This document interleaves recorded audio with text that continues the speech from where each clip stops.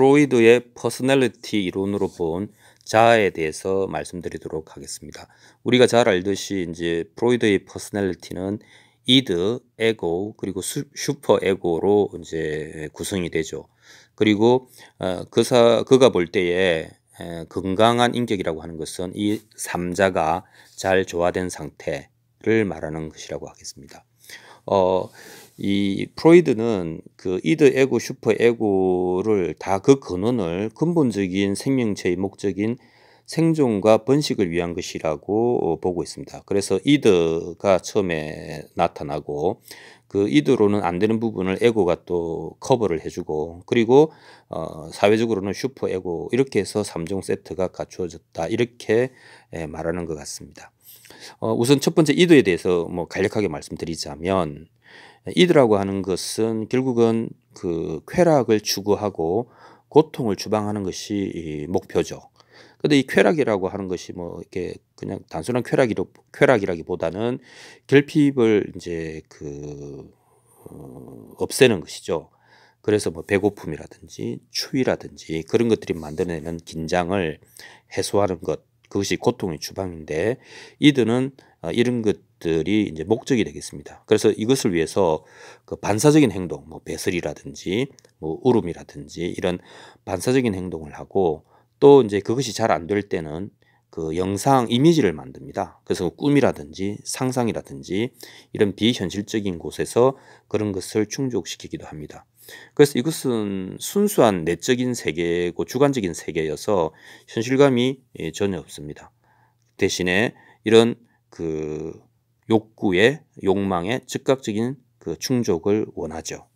그래서 이제 이런 이드는 얼뜻 보기에 사실 통제도 안 되고 좀 위험해 보이지 않습니까? 그래서 두 번째 에고라고 하는 심리적 메커니즘이, 심리적 기구가 나타나게 된다고 봅니다. 그래서 이것은 이드의 한계로 발생한 메커니즘인데, 그 생존과 번식을 위해서는 그 필요한 것을 환경에서 얻어내는 그 능력이 필요한데, 이 에고가 바로 이 부분을 담당하고 있습니다.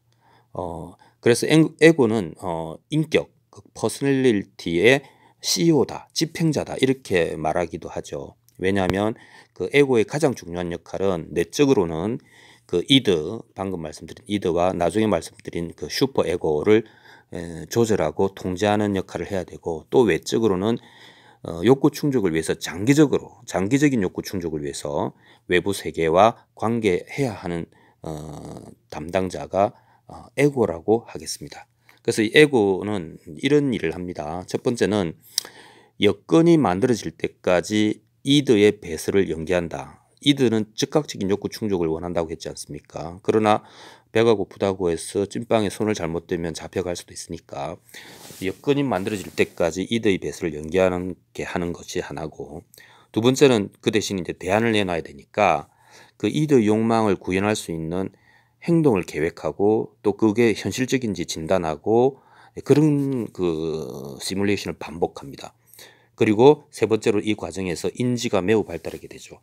그래서 이런 설계를 위해서 어떤 수많은 잡음 속에서 시그널을 포착해내고, 또 과거의 기억을 조직화해내고, 그것을 표현하는 언어를 매우 발달시킵니다. 그래서 그 현실을 인식하는 판단력을 고도로 향상시키게 되는 것이죠.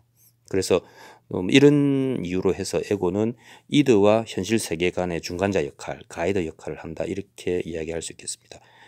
에고는 그 특징이 하나 있다고 하면 발전한다는 것입니다. 발전할 수 있다는 것입니다. 즉 학습과 경험이 에고에게는 굉장히 중요한 자양분이 되는 것입니다. 에고가 주변을, 그러니까 그 내부적으로는 이드와 초자아, 그리고 외부적으로는 세상을 통합하고 조정하는 힘, 그 자체가 어떻게 보면은 인격의 수준이다, 이렇게 말할 수 있겠습니다.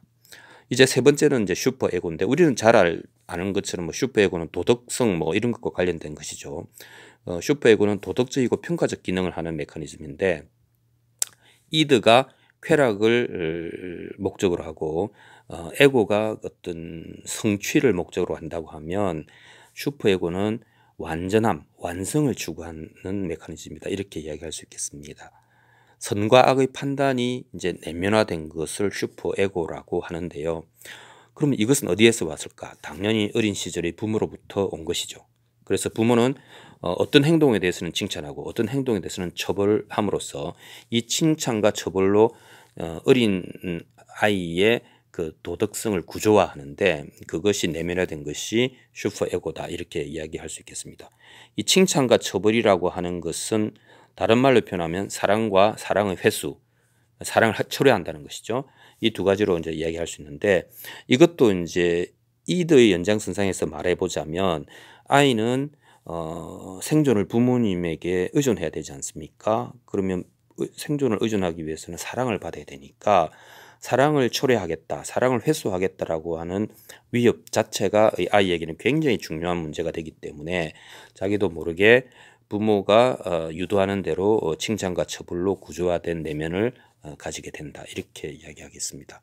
그리고 일단 슈퍼에고가 만들어지면 이제는 부모 대신 스스로에게 상과 벌을 주는 것이죠. 단 이건 생각으로 주는 거죠. 그러니까 뭐 자기가 도덕적으로 또는 뭐 하여튼 잘했다고 생각하면 뿌듯함을 느끼는 거죠. 그리고 잘못했다고 생각하면 양심의 가책을 느끼는 겁니다. 그래서 뿌듯하다는 것은 스스로를 사랑한다는 것이고 양심의 가책을 느낀다는 것은 스스로를 처벌하는 것이거든요. 그러니까 이것도 사랑과 사랑의 회수와 관련되는 거죠. 이것도 보면 기억의 가닥을 쫓아가 보면 부모로부터 온 것이다. 이렇게 이야기할 수 있겠습니다.